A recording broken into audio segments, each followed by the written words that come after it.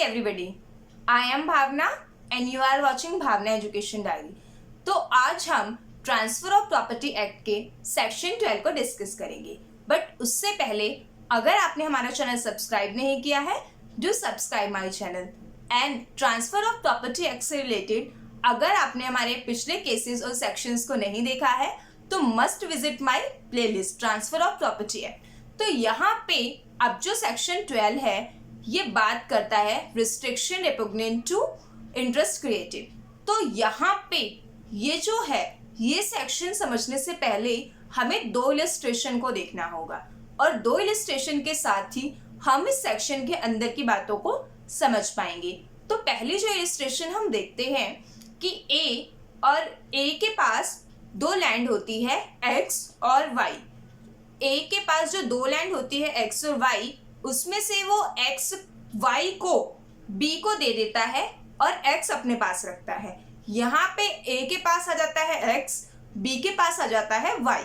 यहाँ पे जो एक्स और वाई दोनों प्रॉपर्टी होती हैं एक्स के पास, वो दोनों ही एक दूसरे से जुड़ी होती हैं।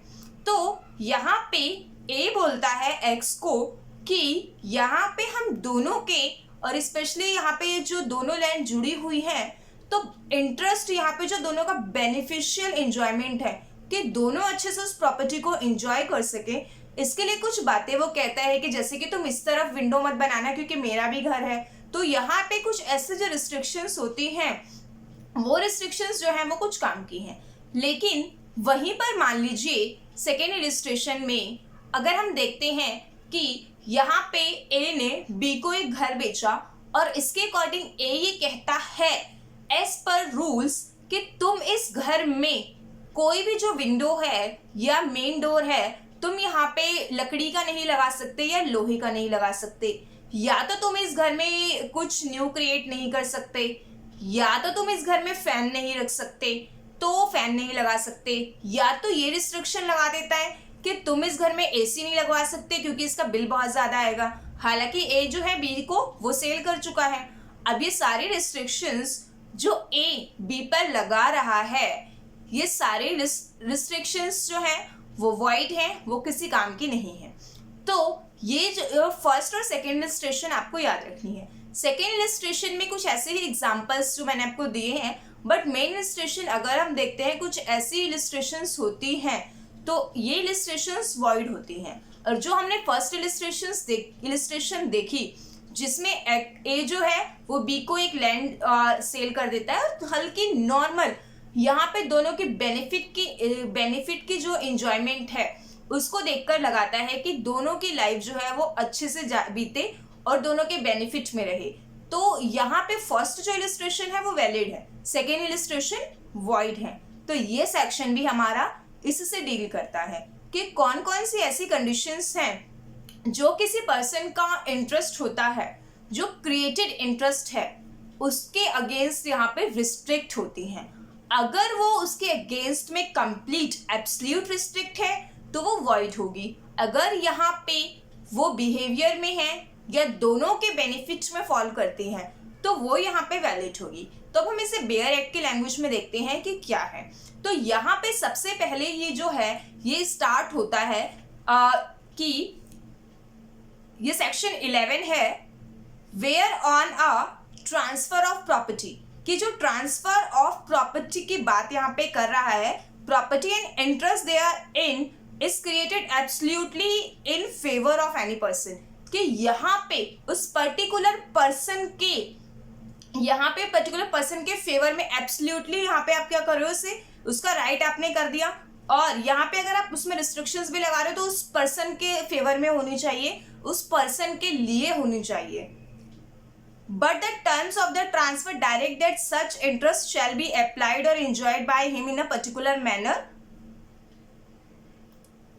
He shall be entitled to receive or dispose of such interest of there were no such directions. अगर वो कुछ ऐसी डायरेक्शंस लगाता है जैसे कि हमने इलस्ट्रेशन 2 में देखा, तो बेसिकली वो सारी जो डायरेक्शंस या यहाँ पे जो सारी रिस्ट्रिक्शंस है वो सारी ही रिस्ट्रिक्शंस जो हैं वो क्या होगी, वो इनवैलिड होगी, वो मानी नहीं जाएगी, जैसे कि हमने इलस्ट्रेशन 2 में क्लियरली देख लिया।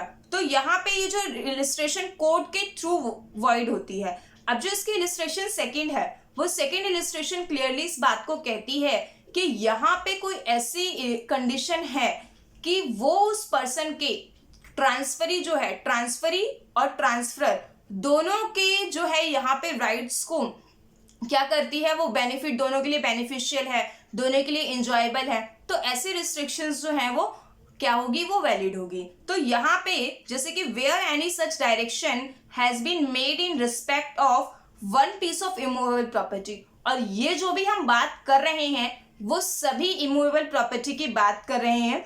तो इमूवेबल जो प्रॉपर्टी है वो यहाँ पे उसके एक पीस पर लगाई जा रही है, कि पूरी प्रॉपर्टी पर नहीं लगाई जा रही है, उस इमूवेबल प्रॉपर्टी के एक छोटे पार्ट पे लगाई जा रही है।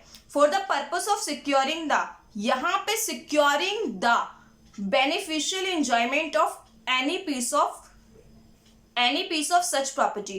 तो उस प्रॉपर्टी से दोनों को बेनिफिट हो, दोनों की इंजॉयमेंट हो, इस बात की सिक्योरिटी को ध्यान में रख के अगर वो रिस्ट्रिक्शंस लगाई गई है तो वो रिस्ट्रिक्शंस वैलिड होगी। और इसमें इस सेक्शन में nothing in this section shall be deemed to affect any right which the transferor may have to enforce such directions or any remedy which he may have in respect of a breach thereof।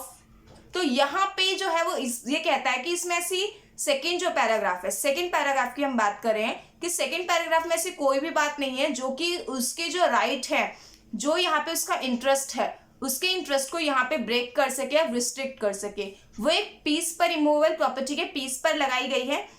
और यहाँ पे जो transferor के साथ साथ transferee है, दोनों में से किसी के भी राइट को जो है यहाँ पे फर्क नहीं पड़ता है। तो इसमें अगर हम इस सेक्शन का, यहाँ इस सेक्शन में 2 पैराग्राफ हैं। पहले पैराग्राफ में जो है ये चीज बताई गई है कि यहाँ पे क्या क्या चीजें इसमें रिस्ट्रिक्ट हो सकती हैं और वॉइड होगी।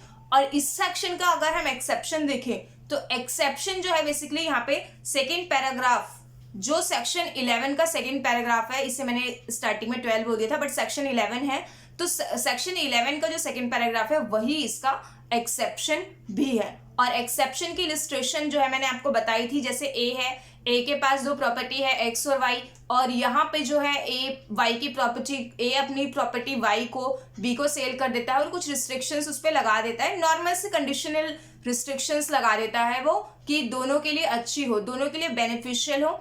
तो ये इलिस्ट्रेशंस वैलिड है। अगर वो इस तरीके की इलिस्ट्रेशन लगाता है कि तुम ये जो घर है, इस घर में कोई भी खिड़की नहीं रखोगे या कोई भी दरवाजे नहीं रखोगे, अगर तुम दरवाजे रखोगे तो तुम उसमें कभी लॉक नहीं लगाओगे, अगर ऐसी कंडीशंस रखता है तो वो क्या होगी, वो वॉइड होगी। तो यहाँ पे इंटरेस्ट देखा जाएगा। तो ये यही इसी रिस्ट्रिक्शन की बात करता है। और सेक्शन 10 से ये डिफरेंट है, क्योंकि सेक्शन 10 क्या करता है, वो सेल की, एलिनेशन की कंडीशंस के बारे में बात करता है, उनको रिस्ट्रिक्ट करता है। और सेक्शन 11 जो है यहाँ पे उनके इंटरेस्ट जो क्रिएट हो रहे हैं उसकी बात करता है। तो दोनों में ये भी फर्क है, बाकी दोनों में यही बात की गई है। तो सेक्शन 11 यहीं पे हमारा खत्म होता है। That's all from my side and don't forget to subscribe my channel. Thank you.